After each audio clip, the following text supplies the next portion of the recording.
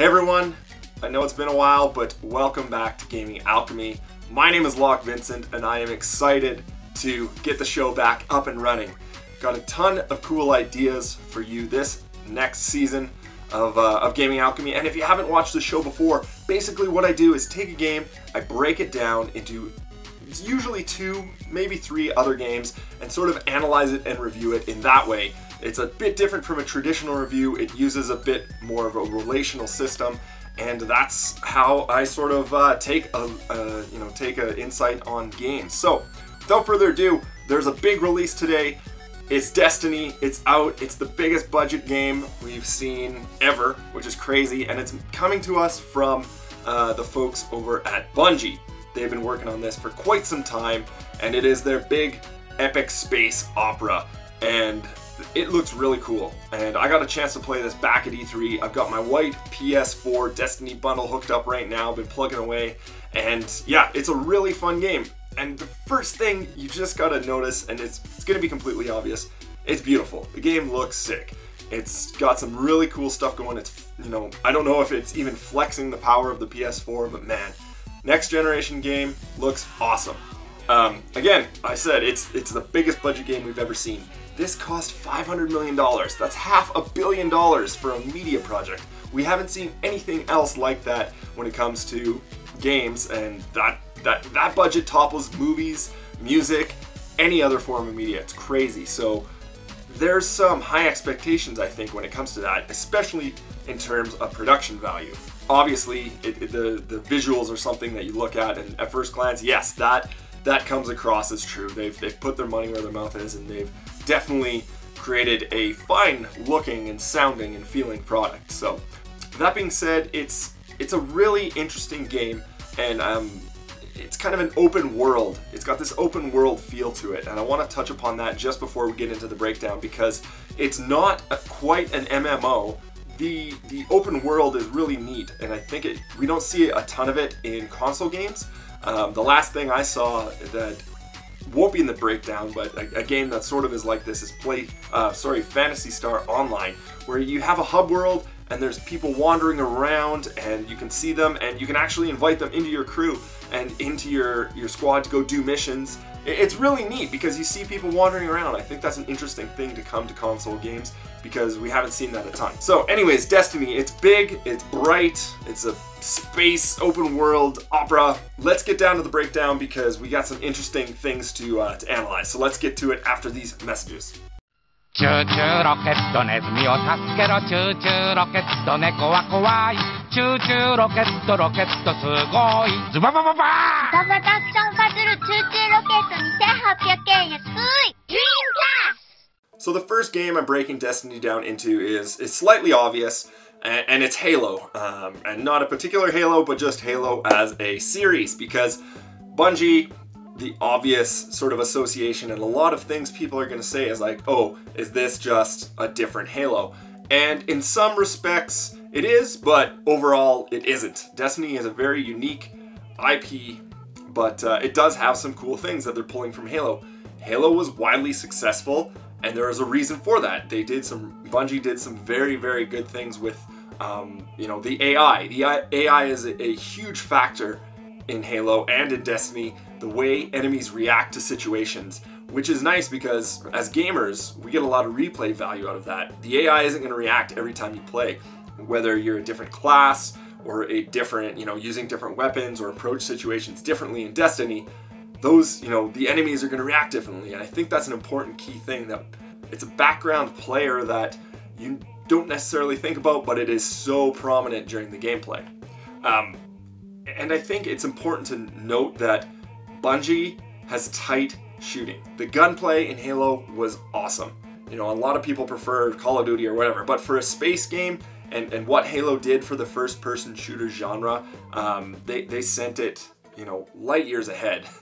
and I think Destiny, borrowing the sort of gun mechanics from Halo and sort of tweaking them a little bit, I think is important, because Destiny has tight gameplay. It's got tight gunplay. You are shooting and you're chucking grenades and you're using powers, and it has to feel good because that is the core of it. And I'm really glad that Bungie, is able to pull from their pedigree a little bit and implement you know, some really good gunplay and gun mechanics into Destiny.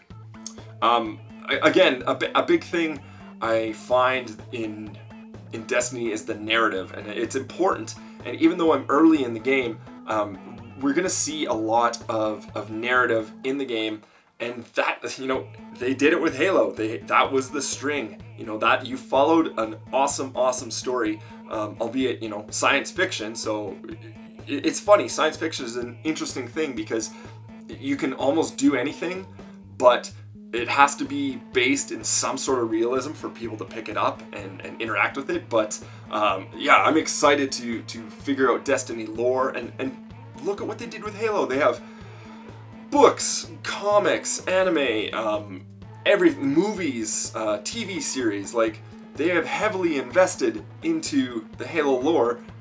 Destiny, there's going to be some runoff in Destiny for that, and I think that's so awesome because I don't want it to be just another, you know, first-person shooter. And it's nice that they have the Bungie touch to be able to produce an awesome looking, feeling, and, you know, a narrative in a first-person shooter, which, of course, you know, as we move along with time and games get bigger budgets, the narrative is actually one of the things that gets better, which is nice. Finally, it's sort of a side tangent of the narrative is the themes and, you know, different factions warring against each other. This sort of xenophobic idea of going into a foreign planet, touching down, exploring, and actually just killing everything you see, because that's what you do. Diplomatic relations aren't an option in Destiny, and they weren't in Halo. You know, sometimes it's just tough to communicate with an alien. That communication barrier isn't there. Apparently they've used their technology to advance gunplay instead of maybe, you know, maybe they could, you know, the Babblefish technology hasn't been invented yet, but who knows. That's a social commentary we're not going to cover in this breakdown. So Halo is obviously going to pour into Destiny, but I'm really glad that they are separate games, and Destiny is its own entity. So again, people are going to complain that it feels too much like Halo, but I think that it's going to pull a lot of the important things from Halo and sort of set those on a pedestal while it becomes its own thing, and use it to sort of jump ahead of, you know, starting from scratch sucks. So I'm glad Destiny has, you know, Bungie has that Bungie background to sort of project it forward. So that's the first game we're breaking Destiny down into. Let's take a break, come back with our second breakdown. 大きく変身。地上に、地下に、海に、空に。次々に展開する不思議な世界。スーパーマリオブラザーズ。Alright, so the second game that we're going to break Destiny down into is none other than Borderlands. And now I know it's another first-person shooter, but there's some important things that Borderlands does that Destiny also does and needs to do in order to be successful. Borderlands, not my favorite game. I thought it was cool what they did with marrying a first-person shooter with some light RPG/loot mechanics. And the first thing you're going to find in Destiny is the mission structure. Borderlands, you go to different quest givers, you're grabbing a mission. Destiny, you can go to a certain area and you can choose what type of mission you want to do. It gives you a little more freedom. In Borderlands, you couldn't do that. You just had to go here, shoot this, or find this piece of material, bring it back.